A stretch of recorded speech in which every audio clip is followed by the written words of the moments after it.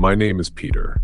Recently, I've been listening to the paranormal stories on your channel, and this kind of things really excites me. So I wanted to share a paranormal experience my friend had. He was trembling when he shared this story. I will write exactly in his own words. I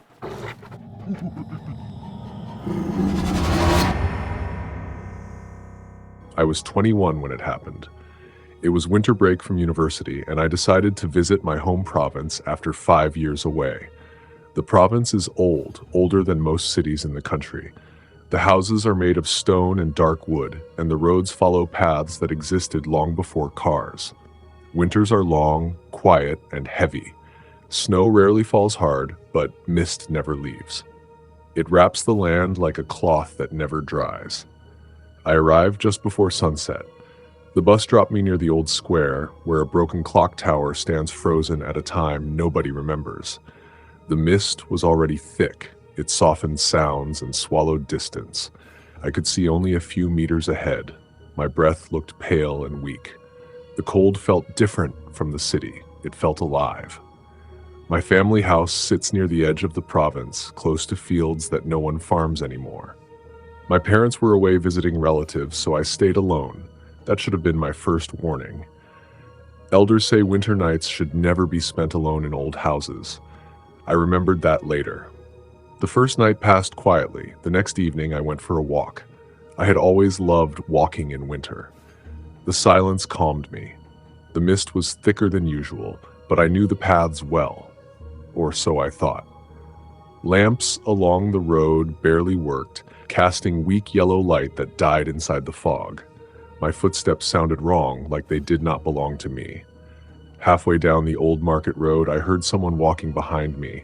At first, I assumed it was another villager. I slowed down. The steps slowed. I stopped. The steps stopped. I turned around and saw nothing, only mist, thick and unmoving.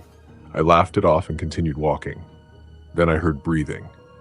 It was close. Too close. Slow and uneven, like someone struggling to pull air into their lungs. I turned again. Nothing. The mist did not move, yet I felt watched. My chest tightened. I walked faster until I reached the main road and went home without looking back. That night, I dreamed of the mist entering the house through the cracks in the door. It did not move like fog, it crawled. The next morning, I told myself it was stress. Old places bring old fears. Still, I decided to visit the elders. In our province, elders gather near the temple ruins, even in winter. They drink hot tea and speak in low voices. When I mentioned the mist and the breathing, their faces changed. One old man, Rovan, asked me if I had heard footsteps matching mine. I did not answer right away. He nodded slowly, as if my silence was enough. He told me about something they called the listener. According to the elders long ago, before the province had a name, there was a man who guarded the roads during winter. He guided travelers through the mist. During a famine, he began demanding payment. When people had nothing left, he took their breath.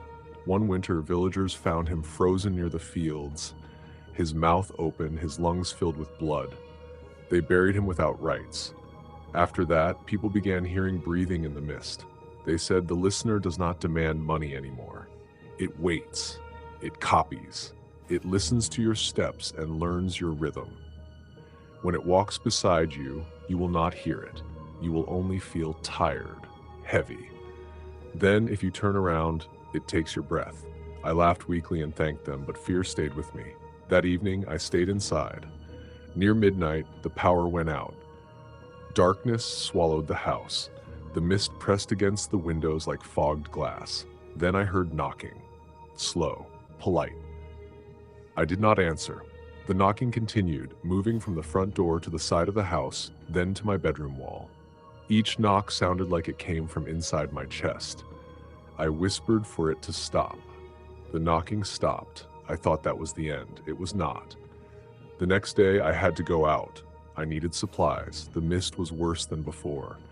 It made the world feel unfinished. While returning, I felt it again, the sense of being matched. My steps no longer felt like mine. This time, I did not stop. I remembered the elder's warning. Do not acknowledge it.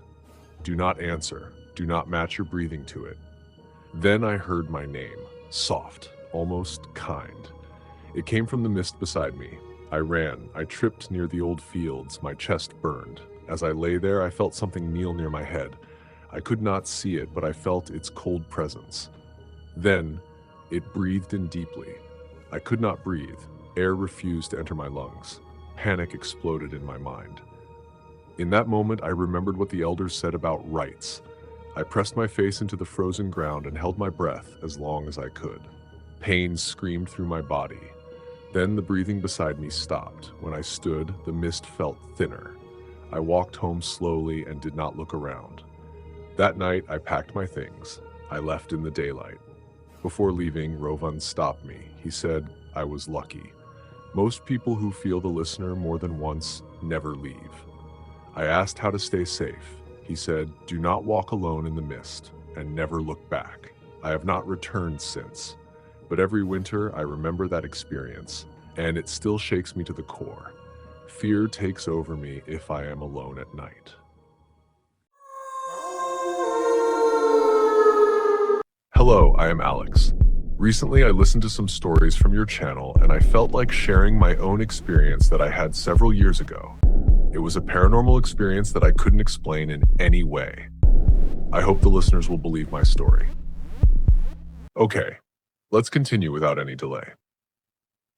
This happened on a winter night. I was traveling alone on an overnight train that cut through the countryside during the coldest week of the year. Snow had been falling for 2 days straight. Roads were closed, flights were canceled, and the train was the only way to get through. I remember feeling relieved when I boarded. Trains feel solid, predictable, safe. I took my seat in an old carriage, one of the quieter ones. Most of the other passengers were already asleep or pretending to be. The heating worked, but barely. My breath still fogged the window when I leaned close to look outside. The world beyond the glass was nothing but white fields, dark trees, and the occasional distant light from a farmhouse. The train started moving just before midnight. At first, everything felt normal. The steady rhythm of the wheels, the soft hum of electricity, the gentle rocking that makes your eyes feel heavy. I wrapped myself in my coat and tried to sleep. That's when I noticed the man sitting across from me. He hadn't been there when I first sat down, I am sure of that. He wore a long, dark coat, wet at the edges, as if he had been standing in snow for a long time. His face was pale, almost gray, and his hair was dusted with white that didn't seem to melt.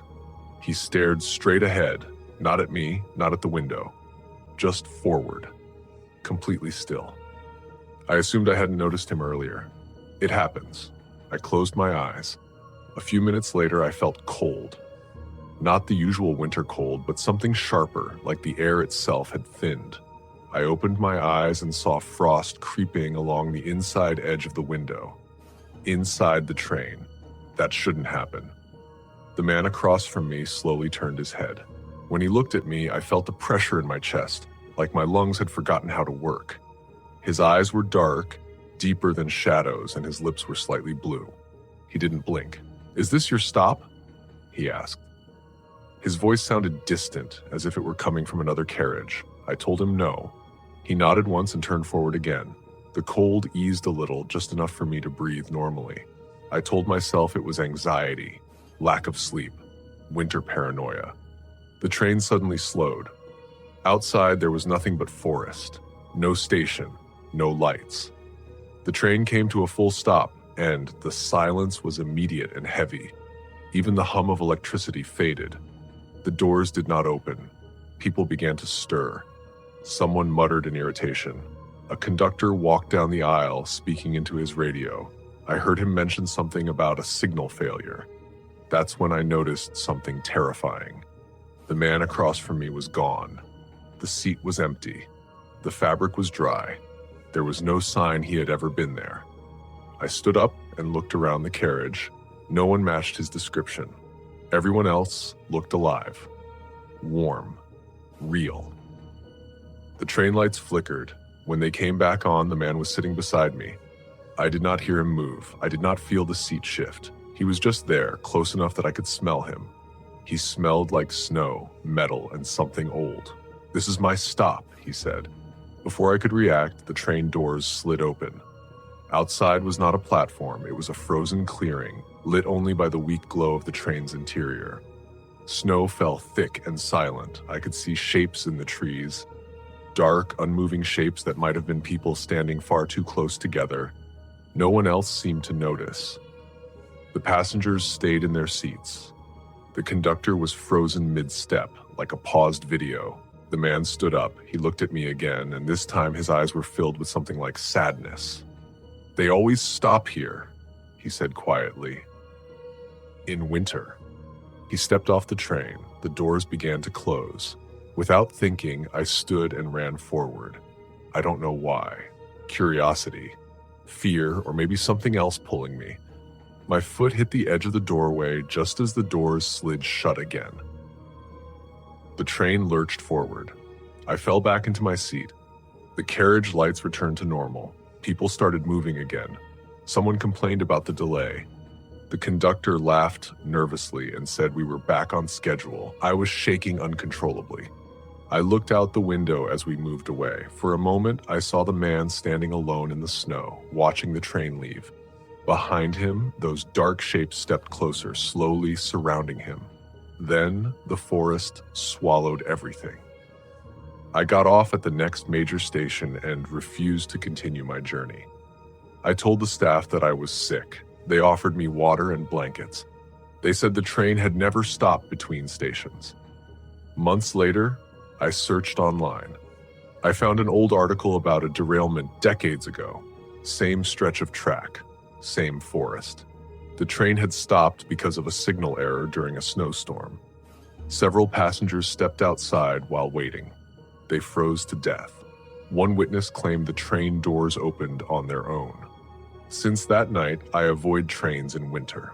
Sometimes when snow falls heavily, I dream of empty carriages and frost forming on the inside of the windows. And I wake up with the same question echoing in my head: what if one day the stop really is mine?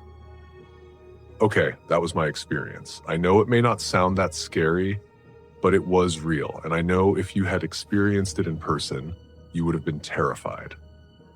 I have more stories that I heard from my parents and friends. I will send them when I have time.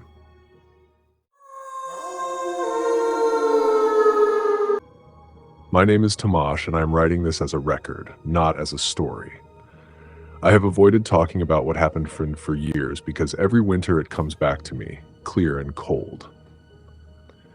I live in northern Poland, in a flat city by the river. This happened in January 2017. That winter was harsher than usual. Snow fell early and stayed. The river froze thick enough that the ferries stopped running. Streetlights flickered. Power cuts became normal. People stayed indoors, and the city felt empty, like it was holding its breath. I was 22 then and shared a small apartment with two friends, Marek and Anya.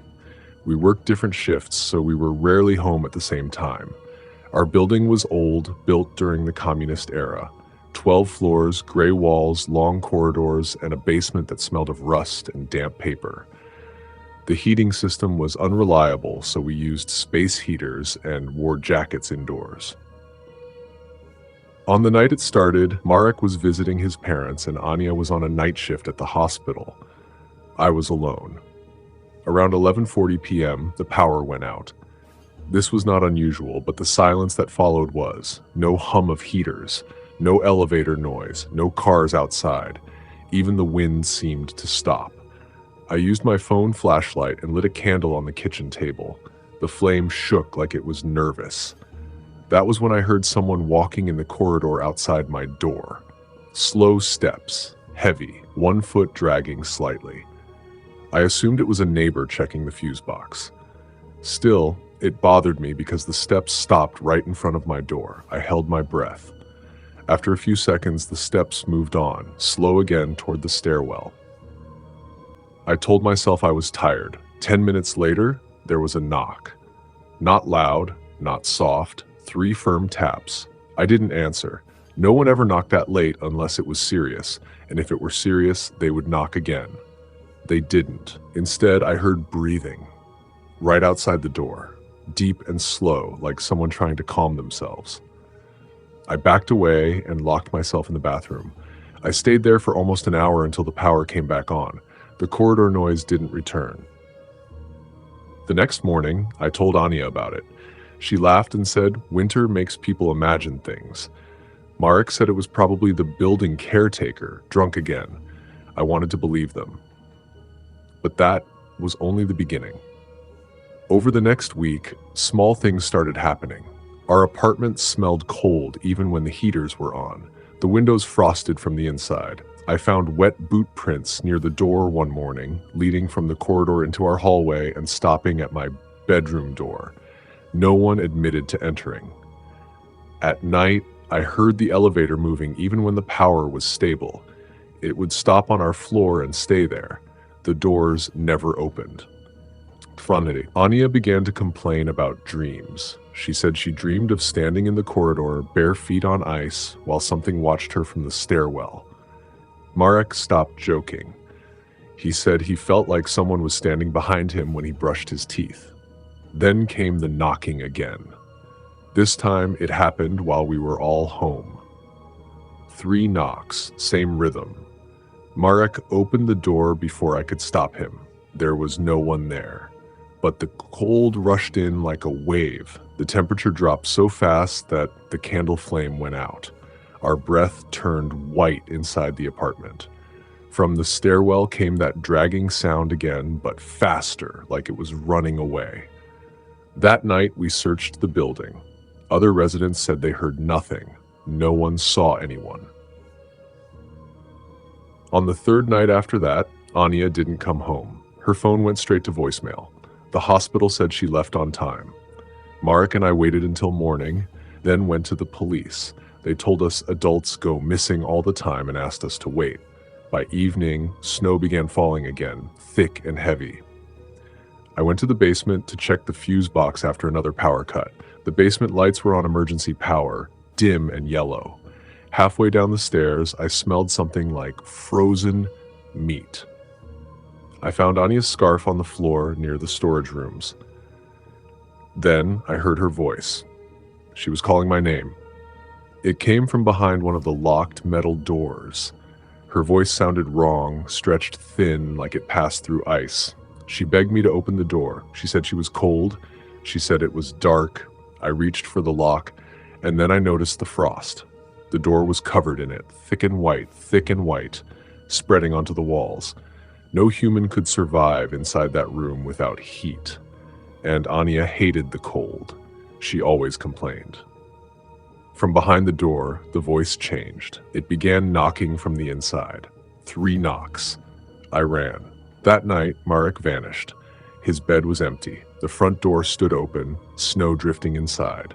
On the wall near the door, written in frost, were words I will never forget. "It is warm when you let me in." I don't remember leaving the apartment. I don't remember calling the police. I only remember waking up in a hospital days later with severe hypothermia. They said I was found barefoot in the street during a snowstorm, trying to open car doors. Anya and Marek were never found. The building was later sealed after multiple residents reported freezing temperatures and voices in the halls. They blamed faulty heating. The city plans to demolish it next year. I moved south. I live alone. I keep my heating on high even in mild weather. But every winter when the power flickers, I hear it.